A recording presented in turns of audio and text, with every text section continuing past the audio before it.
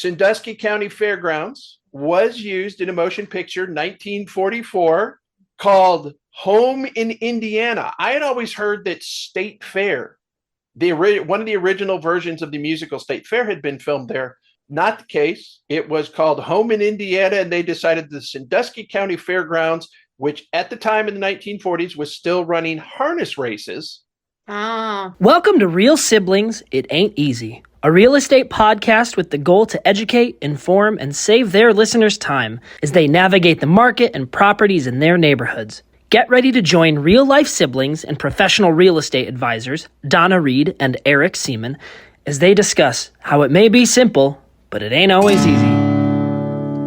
Every time I think about the places I have known, I realize that times have changed.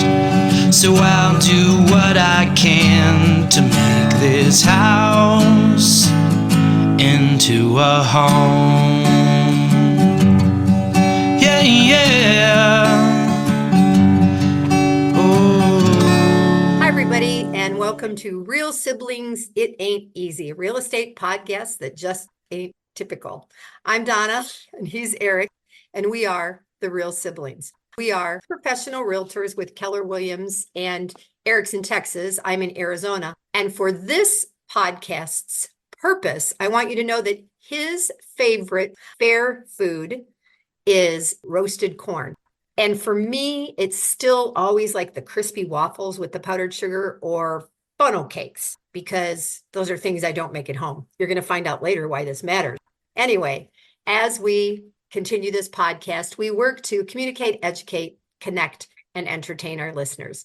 The topics do vary, and we hope that we provide a little bit about real estate and a little bit about lifestyle, and that equips our listeners with insights into the industry, and then hopefully better equipping you for your next purchase or sale.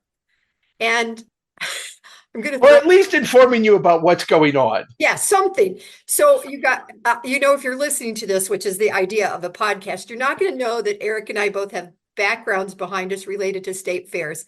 And Eric has perfectly positioned himself in front of a really tall Texas thing with the cowboy hat. That's right. This is, as I swing out of the way, the 2023 going into the 2024 season, Big Tex. Big Tex stands in a garden outside of the Cotton Bowl in Dallas, Texas. He is 55 foot tall and has been welcoming guests to the Texas State Fair for decades. 2024 version 2020, now I can't even talk. 2024 version is a little bit different than it had been for years past, because there was a fire and Big Tex caught on fire and had to be replaced. The one that had existed and welcomed millions of visitors over 40 plus years. Wow. Was destroyed a few years ago. So this happy guy is the new guy. Okay, so Eric, 55 feet tall, is that real fabric or is it ceramic made to look like fabric? Well, I think this one is more of a fabric. The outfit has always been fabric. Okay, that's what I'm has a metal frame structure at 55 feet. You've got to have a certain amount of structure support to be able to hold his arms up in the winds and things like that are going to happen. Yeah. And costuming changes regularly. He is not necessarily going to look like this coming year when it opens in a few weeks. That's because it's out in the weather for close to a full month. And the Texas sun and the animals and the wind and the dust, you pick a thing. Yeah, that's why I wondered if it was real or if it was just ceramic made to look like fabric. So I alluded to our favorite foods. And as we go into this and we talk about state fairs in Ohio, where we grew up, Texas, where you live, and Arizona, where I am, with a little bit thrown in from some people on Facebook. You and I each mentioned our favorite food, but you talked about roasted corn. But tell our listeners why roasted corn. Yeah, roasted corn, it certainly is a Texas thing. I don't ever remember seeing it any kind of carnivals, fairs, anything like that up in Ohio where we grew up. But it is a Texas tradition. You get corn. They're specially designed roasters that if you're doing it right, you actually put the corn in a little bit of a trough conveyor. It rotates around. There's hot fire. It cooks the corn. The shuck is still on it. And when it comes out, you've got tubs of butter right there. And you just smother that thing with butter. And then you can put on chili powder. You can put on hot pepper. You can do cayenne. You can do lemon pepper, traditional salt, regular black pepper. It's as you want to do it. And years and years ago, when I lived in California and I first got introduced to In-N-Out burgers, yes, there's a correlation here. Okay. In-N-Out Burger at the time, John Goodman was the advertiser, and he used to talk in his radio commercials about biting into a big, juicy double and it dripping down your hands. The butter, if you do it right, should be running down your arm. And that just goes into all fair food and all state fair food from the perspective that it's always healthy. I'm going to turn and see if I can get a little more light on me, brother, because usually I have natural light coming into this room, but it's a little cloudy today. It's a little cloudy with your black and white background. You talked about my background. Your background today, it looks like a grandstands that I asked you initially. That Fremont Speedway, which is obviously much bigger than that. But what have you got behind you? So this is one that I brought up from the history page of the Arizona State Fair, which, by the way, started when we were a territory because we are one of the youngest states, right, in the Union. And it was really interesting because it talked about, the history talked about those first fairs and there being like animals, like a lot of the fairs, right? But then it went into zebras and giraffes and camels and all this. And I was like, what? It wasn't just cows. So then it transitioned from that to this. And what does this look like? These all look like the car in Chitty Chitty Bang Bang to me. I really don't know what year it is. No, those actually look like they were probably 1940s into 1950s, like little dirt sprint cars. Yeah. Not that different than what currently runs on the track that Action built in Fremont, Ohio at the Sandusky County Fairground. Yeah. Yeah. Anyway, when you decided to have this conversation about state fairs, you make it always seem like I'm forcing you into this. He is. He sends me things and he goes, this is what we're going to talk about. But here's the thing. We, the information Eric first sent was related to how long the fairs are, how long they last, and timing. And so then we talked a little bit about, does it make any sense? So you said the Texas one is coming up. Is that kind of the standard time frame? And how long is your fair? Yes, it is 24 days and it'll start in September and closes in October. Dates vary based on an opening Friday on a weekend and a closing Sunday. And so depending on how the calendar flows any given year, it's typically 24 days, starting on a Friday, closing on a Sunday. And this year's event opens, scroll down in my notes. The 138th event will start September 27th and closes October 20th. So yours is comparable to ours. I just looked ours up and ours starts September 20th and goes through the 27th. So really long, in my opinion. I agree. Considering some of the other statistics that I pulled up from some of the other states, especially we talked in preparing for this recording. And before that, we talked when you're like, what the heck are you suggesting state fairs for? Michigan, neighbor to the north. If you're in Ohio, I know everybody's saying that word incites certain emotional feelings. Yeah. But the Michigan State Fair is only 5 days. It runs August 29th to September 2nd. Wow. So the 29th, the 30th, 31st, 1st, and 2nd. It doesn't even go into Labor Day Monday. Wow. Over the weekend, it would be Labor Day, and it runs in Novi, Michigan. I just was very, very surprised that... I was going to ask where it was. Okay. Yeah. Arizona's State Fair is where? In the Phoenix area. Okay. And ours is Dallas. Yeah. Yeah. So for you to get to the fairgrounds, it would be a couple hours. For me, it's not a day trip. Where because to get to the Cotton Bowl, if we wanted to go to the fair, you have to plan days. Because the drive now to Dallas with construction, with traffic, with the growth in this state, I got to figure 5.5 hours. Wow. That means at least one overnight, probably two, if you were going to go to the fair for one day. Yeah. To go see whatever attraction and event and anything you were going to do. That was part of the discussion.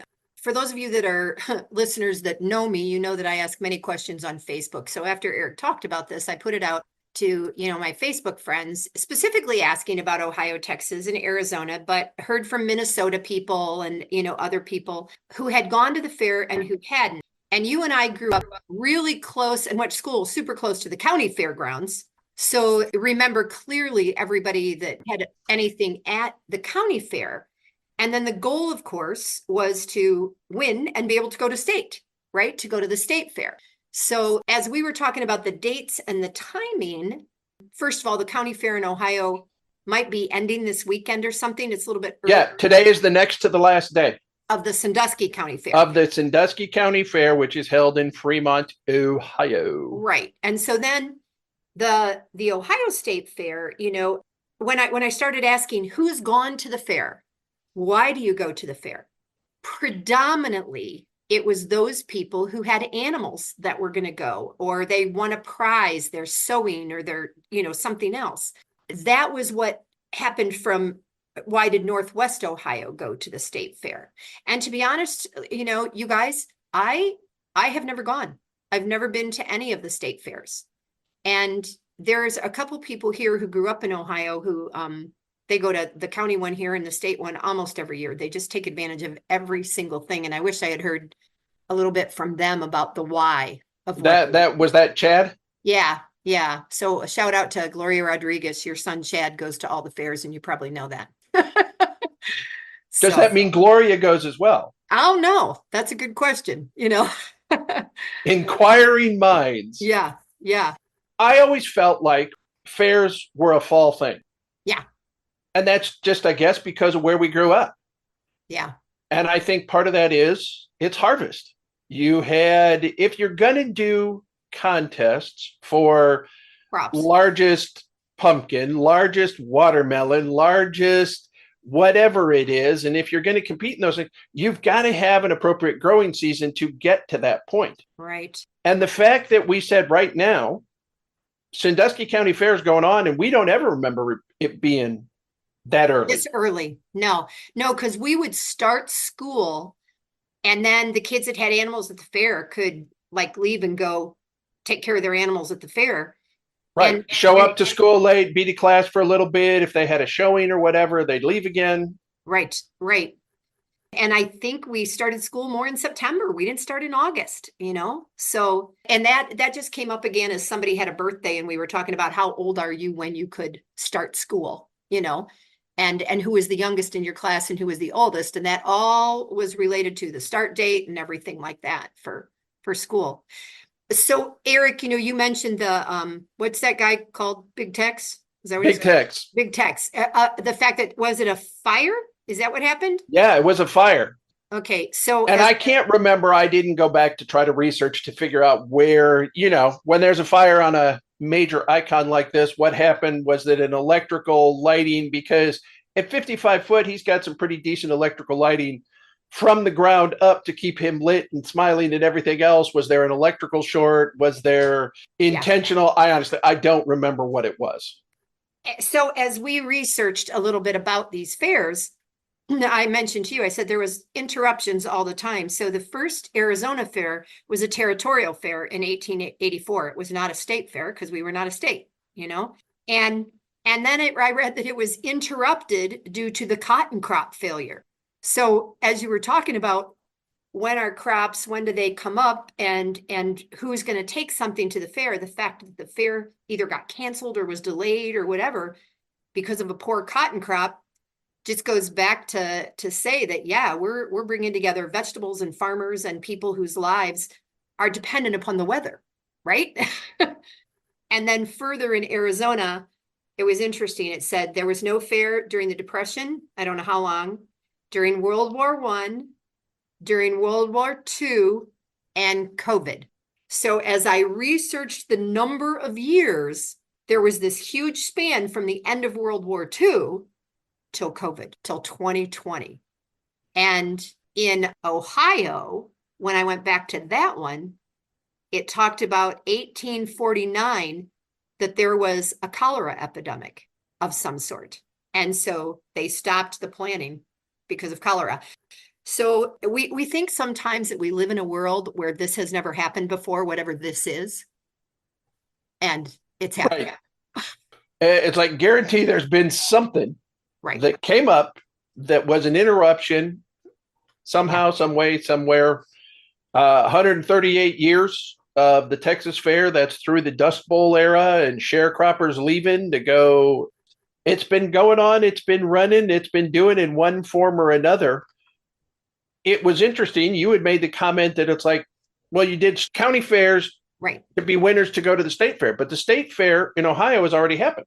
Yeah, that is weird. So I don't know. Would they have already judged? We'll have to ask our Ohio listeners. Have they already judged the 4-H projects and things like that?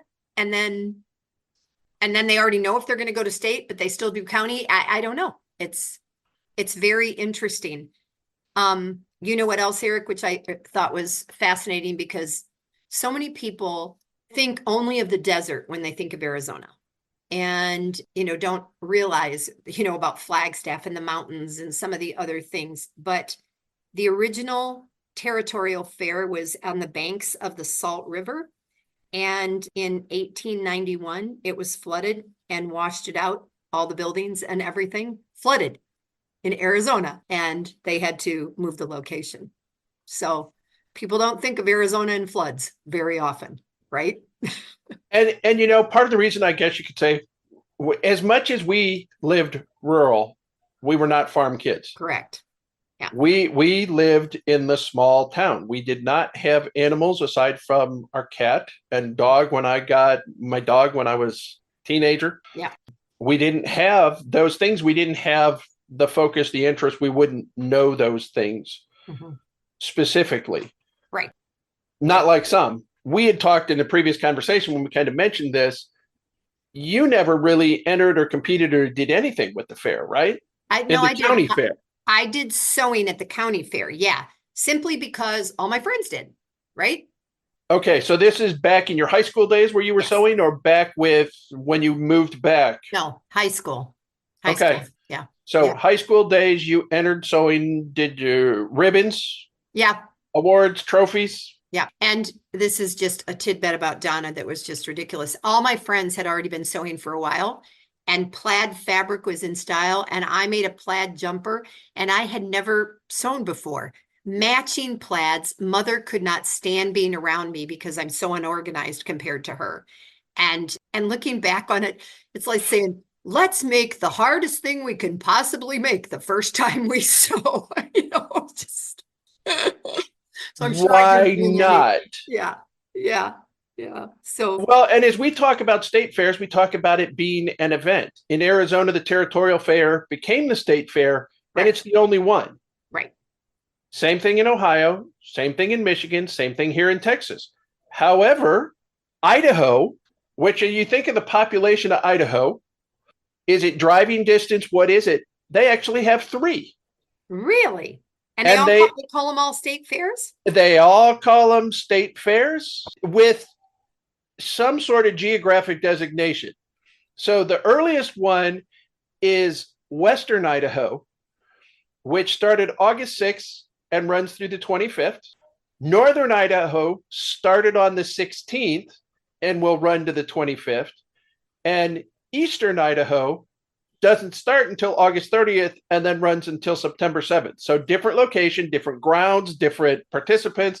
I'm sure some of the events have the same people. Yeah.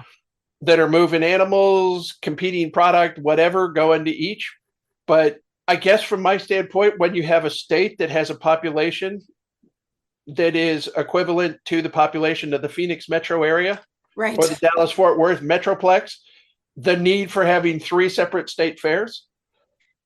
But that's one of those going, how hard is it to get from northern Idaho, the small panhandle, all the way up at the Canadian border, right, down to Coeur d'Alene, which is Boise, where all the cities were. Yeah. So Coeur d'Alene's pretty far north. But part of that makes me think, is it also because it is so rural that there are more ranchers and farmers and things happening? And maybe we need to find some Idaho peeps. Maybe what's grown and what happens in northern Idaho is entirely different than southern because of the shape of the state. you know? It was an interesting in looking at it. Maine has a couple of fairs, Yeah. and they do not run continuous days. They run continuous weekends. Oh, wow. So Maine has one that runs 3 days, takes 4 days off, and comes back for 3 more days. That's really interesting. That would have kept all the kids in school. No, they Yeah, wouldn't. it keeps the kids in school. And of course, if you're a business person, but what if you're the carnival person? I think the Yeah. county fair had listed that there were like 53 food vendors at this year's county fair in Ohio. If you're only there for 3 days and you have to leave your food truck, your cart, whatever it is, and what do you do for those 4 days? Do you go home and come back and reload product? I mean, refrigeration, everything that goes into that. Wow. That honestly, I guess you just don't think about. That's a good point. Eric, did you What about cotton candy? Sorry, I just had this flash in my head going, cotton candy. I was going to talk about the economic income or economic benefits, but go back to food. So I found myself wondering, and again, maybe somebody who goes to the fairs now more often will be able to tell, are there healthy, is there a vegan trailer now or 2 or 3? Is there a place where you can get gluten-free? All these things, because predominantly fairs are known for fried stuff. If it can be fried, it happened at a fair, right? Right. And that's the one that I was telling you about just before we started recording. We were in Louisville, Kentucky. There was an event going down on the Ohio River, down at the river park. And the big thing that I remember was you could get deep fried butter. So they were taking a 1/4-pound stick of butter, putting it on a stick, dipping in it batter, and frying it. Did you taste it? It was like pancake batter. So it was a sweetened kind of batter, but the whole idea of eating an entire stick of butter. And if we have any Europeans listening to this, they're going to be cringing because none of them would do that, right? We know that they would not. And I haven't seen it yet. With the fair coming up, there will definitely be a report coming up going into the start of the Texas State Fair. Local news agency is like, the new carnival must have food for this year. Yeah. And it's been fried Oreos. It's been fried Twinkies. It has been the fried pickles and taking a whole dill pickle. And I don't know, are dill pickles an event in Arizona? Dill, all I know is that dill, whatever happens in dill is really good for you. And it's good for your joints like magnesium and stuff. It has magnesium and potassium. So if there's any saving grace to having a dill pickle dipped in a fried batter, maybe as you're walking around the fairgrounds, it's good for you. But okay, so honestly, do they do that? Do you go to any of the events there where they have those huge pickles? I mean, it is a large cucumber, dill pickled individual purchase, and people buy them and just sit there and will munch a dill pickle for hours as they take a bite and walk through. Yeah, I don't, but what's the Renaissance Festival? Are they doing it there? Because I know that's another outdoor event where people go and get food and get their turkey legs and all that. But I wonder. Yeah, but turkey leg is one of those things. It's supposed to be met. It's a great Renaissance food. Yeah, no, that I get. That's why I just wonder what has been added or not. So if you're taking one of those massive dill pickles anyhow, that's already 6 inches long and pickled, and then you're battering that and then yeah. Wow. So I did look at a couple of other statistics, which you should be proud of me, brother, that I looked at. Yay, good for you. What else? Yeah, I know, right? So last year, at the Ohio State Fair, the economic impact was 68.5 million, roughly. That's a lot of money, right? And that's all in the Columbus area. Yeah, and they had over 1,006,000 visitors in 2023 to the Ohio State Fair. And then I came to Arizona, and I didn't get the exact same stats, but it said that Arizona was in the top 5 in the country for drawing over 1 million people. So the only thing I can think about that, because of our timing being September into October, that is when our winter visitors come back, right? The snowbirds are starting to come back. And it is, in theory, cooler and a little bit nicer out, and people, we have the opposite of those people that are snowed in the winter. We have that we stay in the summer. So people are excited to be outside. But I thought that was kind of fascinating to say that Arizona was in the top 5. Well, and in the spirit of taking advantage of the weather, the season, that sort of thing, which is definitely why Texas and Arizona are later. Yeah. Florida is in February. Oh, that makes total sense. It's like, why not take advantage of the beautiful weather in Florida? Yeah. And have through the years have things changed based on that. So I want to make sure that we talk about the shows at the fairs before our time is up, because Well, and tonight is at the Sandusky County Fair is the big night. Tractor pulls are over. Tonight is the demolition derby, since it's the last. weekend. And I think they're calling it's heavy metal Oh, demo okay. derby or something like that, or wrecked metal, so one of those two. But one of the Up With People alumni from Finland answered, and he said to me, he said, we did X number of shows a day for however long at the Albuquerque State Fair. And then he wrote back and he went, which is probably the New Mexico State Fair. But it reminded me, and I could not find that picture quick enough. We performed at the Colorado State Fair, and the ticket, you guys, I'll never forget the ticket. So Up With People, Helen Reddy, Mac Davis, Anita Bryant, and Three Dog Night. So Whoa, where's that at? That was at the Colorado State Fair the year I traveled. Yeah. And I flew home for Dan and Eleanor's wedding, so I missed a night or two of that. And your friend from Finland is absolutely right. The New Mexico State Fair in Albuquerque makes sense. Starts September 5th, ends on the 15th. Okay. I thought that was, it made me think about the shows, because half the people that answered get a ticket to the show.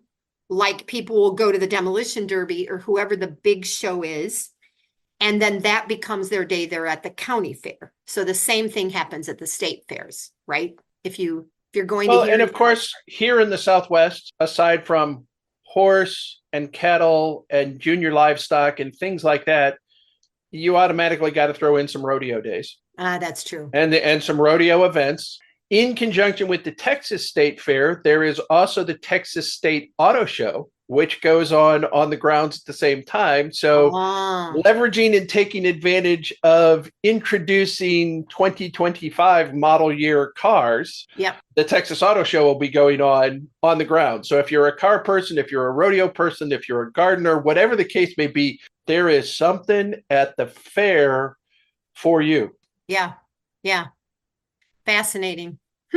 And do you have one of the memories that I have? Got to bring this one up. I was older. I think it was probably the year I was out. I graduated in 83, took a year off, didn't go to start at state until 84. Okay. So it was probably the 1983 Sandusky County Fair version. I remember meeting with Bob Roush in the Farm Bureau tent. Yeah. And he was actively promoting deep fried soybeans as a snack. And I remember having the conversation. It was, of course, God bless Bob. And he's sitting there, and it was the fact that he's talking to me about, wouldn't this be great at a bar? Can you imagine having this with a beer? And the salty crispiness and that sort of thing. And it's like, I've obviously grown up, because Bob Roush is talking to me about having beer nuts.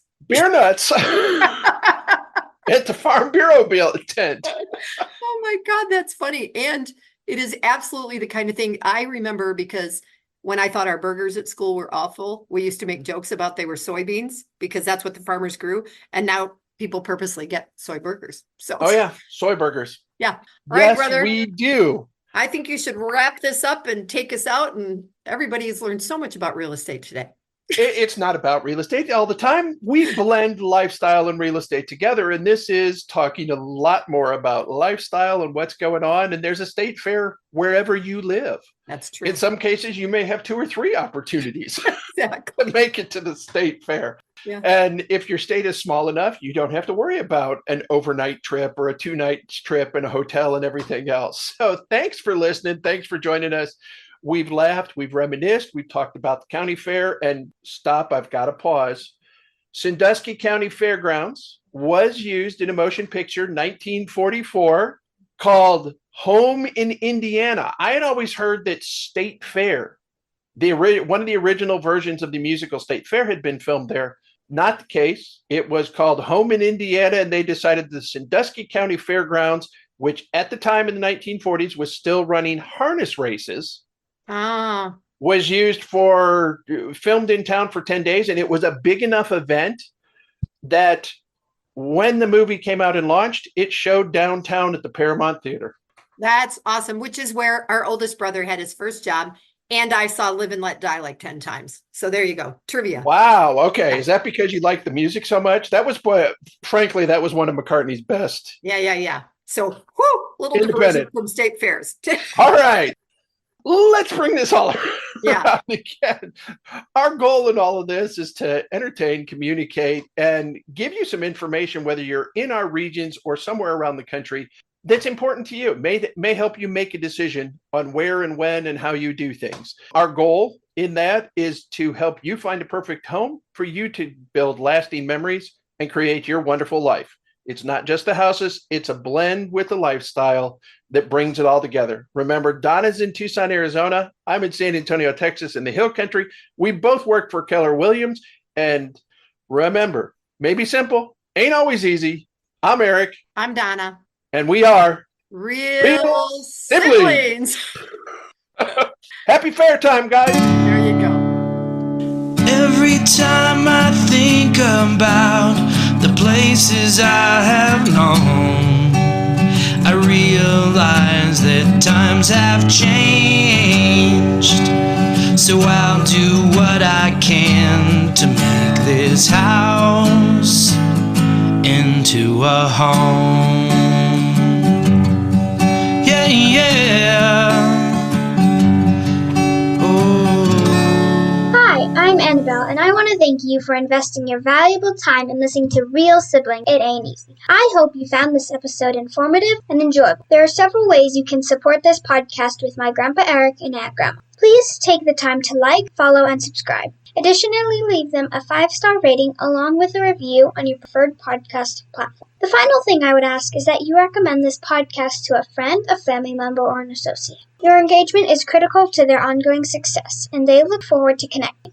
Check out the show notes Grandpa put together with their contact information, including emails, phone numbers, and website. And remember, the Real Siblings look forward to hearing from you.